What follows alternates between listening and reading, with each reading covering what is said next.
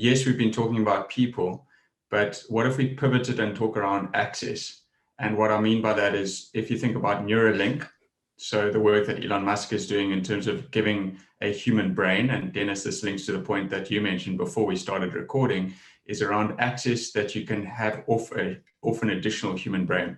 And what I mean by that is, how can a person have additional access to just their physical brain capacity? Because inside of the information age that we live in, a person with a chip in their brain, for example, might be able to offer completely different thoughts and a different level of thinking to contribute to that innovation space that you talked about, Jens. But to answer your question, Jens, about the importance of people inside creating an innovation culture inside of that, and I'm going to go back to Jim Collins, and specifically where he talks about Good to Great, where he talks about level 5 leadership.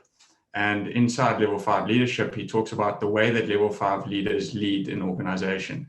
And just in summary quickly, where he says a level 5 leader is not someone who acknowledges the success by themselves. So if the company is successful, they acknowledge the contribution of others. However, if they make a mistake and the company is not successful, they then take that upon themselves and they ask very hard questions about how they were not leading adequately. And I think that that's a big differentiator that people need to realize inside creating innovation spaces and innovation cultures, is that we need to think about, one, sort of the space that you as a person interact and how you interact with the broader ecosystem.